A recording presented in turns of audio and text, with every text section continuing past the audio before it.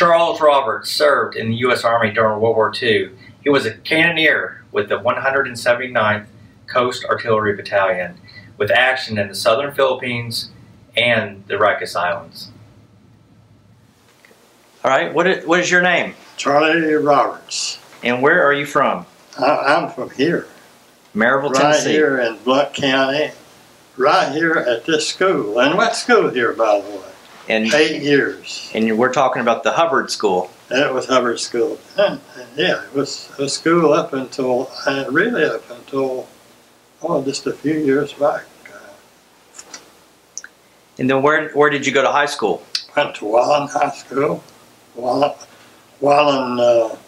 was a live high school up until, well, now, you know, time slips by, but several years now, I guess, probably in 1940 or something. Well, no, probably 1945 to 50, it switched over to Wallen disbanded and made a grammar school there, and of course then moved down the road with a big high school. And what year did you finish high school? 1942. And so the war was going on. Well, of course, after December 7th, it was, yes. Yeah. Did you kind of think that you would be drafted, or? Well, at first, the war was declared, and a lot of excitement and fear at that time. But as we became used to it going on, we kept thinking maybe we should be there helping out. And you know, a lot of us high school boys decided it was an honorable thing to join the service. And the only problem was I chickened out and didn't join the service until early '44. And what happened in early of '44? Well, oh my goodness, I left home for the first time, you know, and that was kind of a sad way. My mother had two sons, Henry, my brother, and he joined the Marines, and so I was made a mad dash to Marine headquarters, and they wouldn't have me, so that kind of set me back a little bit. But anyhow, I was drafted then into the Army. Okay.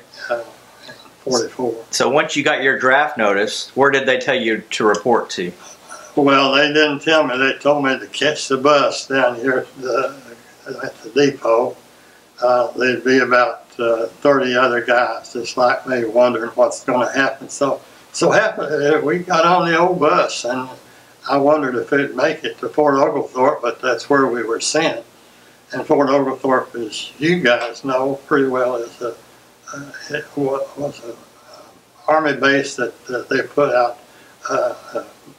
where there were needs for more soldiers, and assign them from there. And that's what happened to me.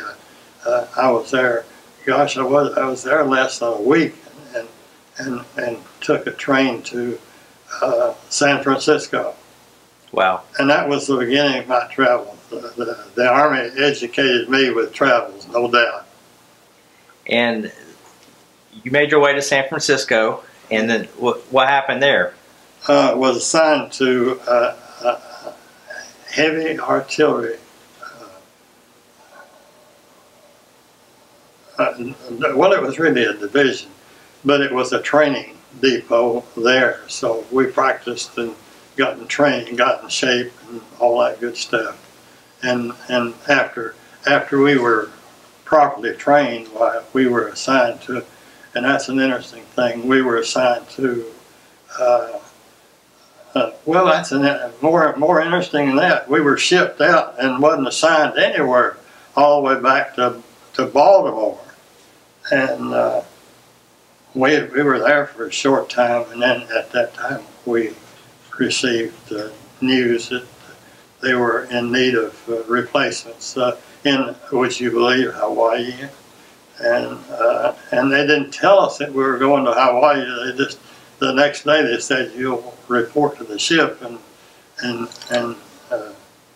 so that's what we did, and we didn't know where we were going until we got to San Francisco. So you made it to Hawaii. Yeah. As a replacement. Yes. And then what happened? Well, that's an interesting thing too. Hawaii and the heavy gun division was made up of the old Tennessee National Guard and the New York State's Guards. Can you imagine a Yankee and a rebel getting along? And we had to get along, that's for sure. But it was great duty, though. Well, anybody that goes to Hawaii is going to enjoy it. Mm-hmm. We were stationed in the Punch Bowl. I don't know whether you're familiar with that or not, but there had been a volcano at one time, and it made it natural for us to set up our heavy guns, which we did, and set it up just like a bowl, and our guns were set right up over the top of Honolulu. And the reason we went to Hawaii was because we set up defenses to keep the Japanese from returning, and that's really kind of the history of my in the heavy artillery. It was every place we went was a defensive place, not allowing, and we didn't, and thank goodness we didn't have a lot of trouble that way, but nobody slipped up on us either. Right. So after Hawaii, where did you go? Ooh, well, let's see, I certainly, I should, at 90 years old, I guess that speaks for itself, not remembering where I went. But we were really started somewhere, and well, the Marianas, the Battle of the Marianas had been going on at that time, and it was thought that we would go there, and we did go there, but we at that time defeated our enemy, ran him off the island completely, destroyed the people and trees and everything else. But that I didn't get off at the Marianas, but I went chasing after another island, which I don't even remember which one it was. So did you see action at the island? I didn't take my rifle off my shoulder. Okay. But we weren't rifle army men anyhow. We pulled the trigger on that big 6-inch gun. Mm-hmm. And then eventually you landed in the southern Philippines? We did. Landed on Leyte, it's about the 6th or 7th day after the invasion. Of course, the invasion was still going on. Oh, golly, it rained. We got off the ship, and it would have been nice to have had a nice warm heater somewhere, but no such luck. It just rained and poured. But we were very successful in running the Japanese back away from the coastlines. Well, we slowly but surely took over. I guess Luzon was the big island that we took over. I was in on the invasion of Mindoro, which was a minor island of the Philippines, and that was my one experience of face to face with the enemy. In other words, we were loaded with ammunition and oil, well, not kerosene, but gasoline, 110 octane gasoline. And that's maybe a little bit interesting. I'll give you 2 stories on that. They asked for 20 volunteers to help make up the group that was going to Mindoro, and I did volunteer with that, and one of my best friends went. We got 19, and it's kind of hard to come up with that 20th because we need 20. But the one guy that would have been the 20th chickened out and shot himself in the leg to keep from having to go on that invasion. But the other part of that story, and you may run out of tape before I get through talking about that. No, we're good. But we got on this landing craft. And I've forgotten what the other initial that is. But we loaded on that night, and it still rained and poured. And as a matter of fact, they said, "Sorry guys, there's no space down below. You're gonna have to sleep on the deck." Now, it flooding on the deck, you know.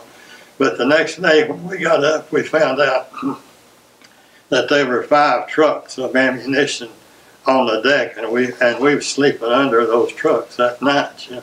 But okay, go on with the story. The next day, then we had I guess a Navy Armada. I guess they call that what that is. Anyhow, we were gathered up to invade, and about 11 o'clock that day, the Japanese sent a couple of planes right over us and turned around and left. And we knew what that meant, because we'll see you a little bit later, and sure enough, we did. And this makes a big story, but it's the truth. And that afternoon, our Navy sunk 96 Japanese planes. The prettiest thing you ever saw. Dogfights. They fought the whole afternoon. And I'll make this one short, and then you can ask me another question. But anyhow, after being so proud of the 96 planes, we landed, and where we landed, we discovered hundreds now, not thousands, but hundreds, Japanese soldiers were dead along the side of the road. They got caught with marching on the road there in Lady, and the planes took advantage of that, and they had nowhere to run. And the planes just came in great scoops, you know, and destroyed them. But you know, Army and war, what is it? Die or kill. So you feel terribly sorry about what you see. But on the other hand, it could have been our group in that position, you know. Okay, I'm sorry. So did you have any close calls during that time when the 96 planes were? Oh, yeah. We went into the docks of Mindoro, and so they could unload, and the Japanese planes still were after us, and the one near escape was seeing this one pilot. You could see him that he was completely out of it with blood flowing on him, and had he sunk one ship, there would have been about 20 ships that had docked on that place.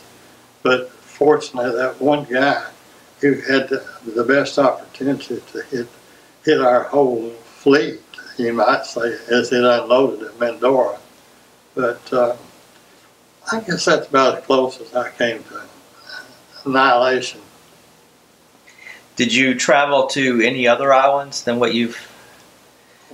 Well, I was in and out of the ports in a lot of the islands. But one thing, I came back, and that's an interesting thing. The Army, the brass sent us back to Hawaii once to get guns, and another for rest, and for a rest period. And so that, of course, took, used up valuable time, but they weren't needing us at that particular time. What did you think would be the result of the war? I mean, while you were in the southern Philippines, did I think we were losing or winning? Yeah. Well, that's always that we had a lot of good broadcasts that we were winning, and we used to talk to the Japanese soldiers, or not soldiers, but trade. What am I trying to say? The civilians? Ones that we had captured. Okay, you know. the prisoners. Yeah, and that's an interesting too, because about half of the soldiers that we caught and had them in a stockade, and that's the only thing we had. Didn't have any jails, but we had stockade, and these guys could talk perfect English, and a lot of them grew up in New York and Pittsburgh and through there. And when the war broke out, they took off back to Japan, you know, and joined up to the service, and there we are fighting what was almost a native again, you know. So after the southern Philippines, did you head back to the United States? No, another rest. See, and you got to remember that we were defensive, and we still were following the war and backing up the back end of it. But the next stop we had was as near Australia as you can get. It was New Caledonia. That's a little French possession, which was just right in the back door of Australia. But another good route. That's that place, and I think I maybe told you that the other day. A young man by the name of Arnold Fuller. Arnold Fuller and I played softball together out at the Plank, in New Caledonia. I was walking down the dirt path, and they didn't have concrete street. I run into Arnold Fuller, that probably 7,000 to 8,000 miles from home, and the only person I ever met or saw when I was in the service till I got home. Wow. Did you ever get to correspond with your family back home?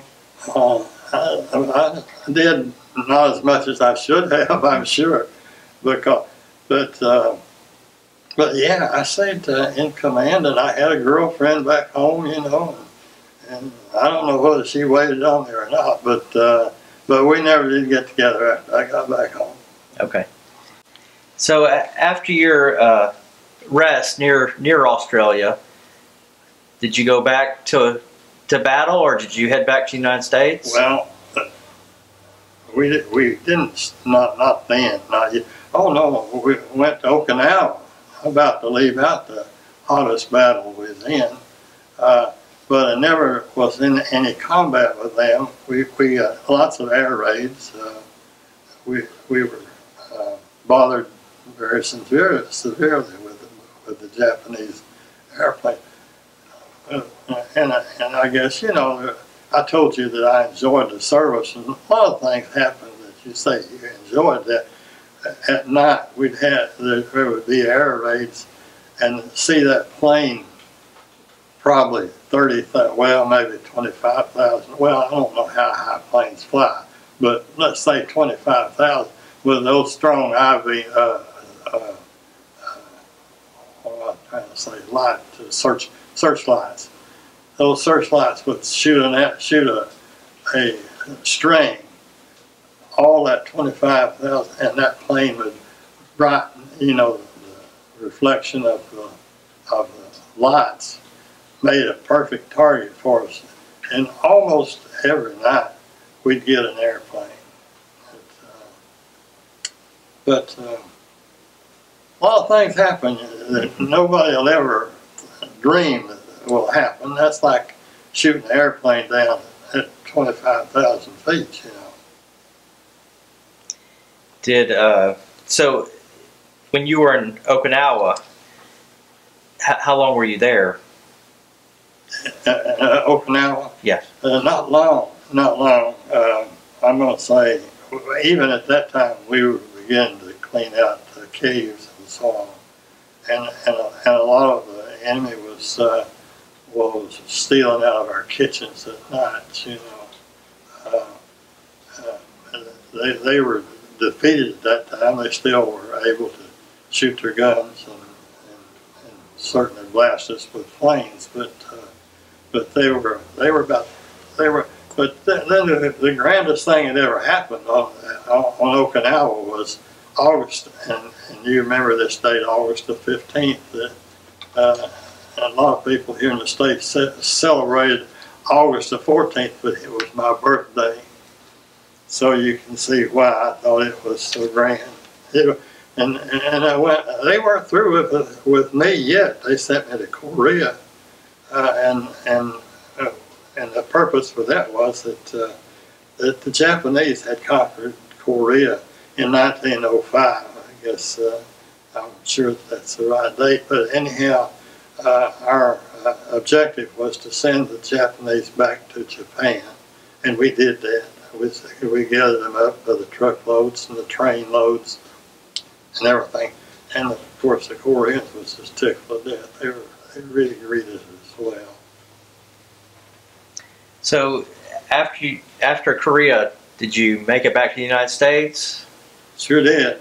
And sure. How did you get to the United States? Well, we came through the Aleutian Islands. I don't know. Again, I don't know. Like I told you, we traveled everywhere when I was in, and that's just the blessing of heavy artillery and defensive setups. But we headed back home from Okinawa, a battered enemy and a happy bunch of soldiers. And was the war over by then? Yeah. The war, in all its general purposes, was over with on Okinawa. Well, Japan would have been next. We had planes already loaded up on Okinawa that were marked Japan. And how did you and your fellow soldiers feel, when you made it back to the United States and the war was over? Was it a great feeling? Oh, it was a great feeling. Yeah, it was a great feeling. It was a society of well, I don't know. I started to say what kind of society it was, but you're in a service and you're going from here to there, and you see mistakes being made. You kept wondering, why am I floating around here on defense all the time? But saw so many great things. Little island called Apamama, which it was nothing but natives, and it was a place just about big enough for us to set big guns up on, and the natives used to come down and try to talk with us. They couldn't. But the island was about 100 yards wide and 7 miles long, I guess it was. But there we sat with our big guns ready to fire at the enemy. Wow. So how soon did you make it back to Tennessee? Well, let's see. I got on the boat, and as I said, we came back through the Aleutians, and why we did that, they wanted us to know that it gets cold in the United States, I'm sure. But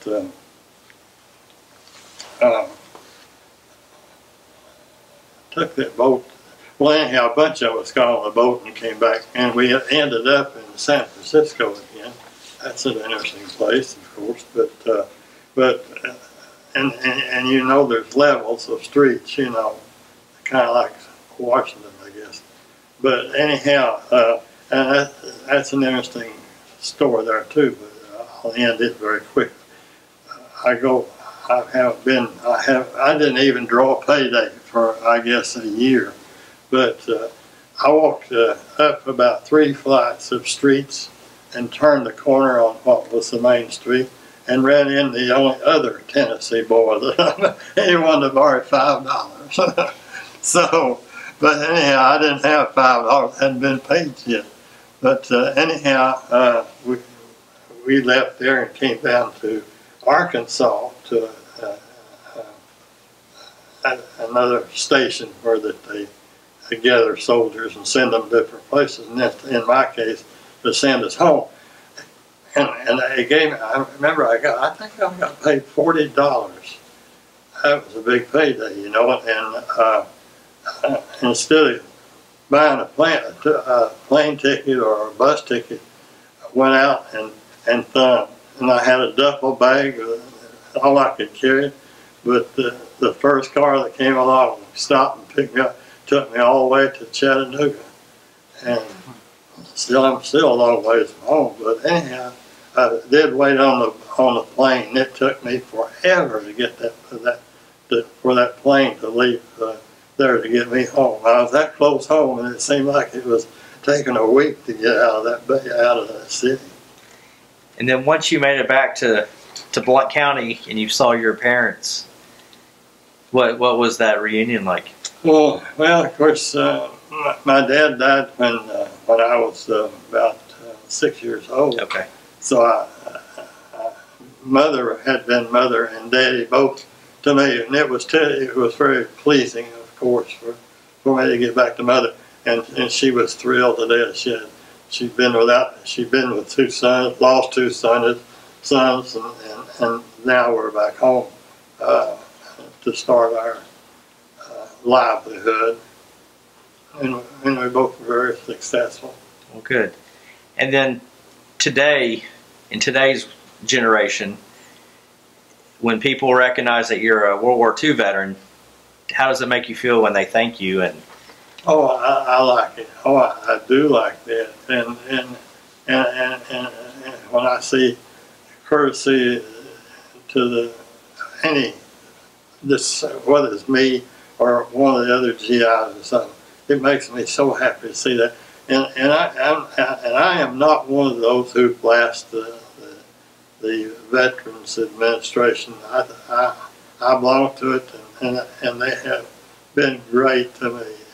Things they picked up that they insisted I come and let them take care of it, And you hear the bad words, but usually lots of times they didn't make the appointments on time or so many things. But I certainly got to put a good word in for Veterans Administration.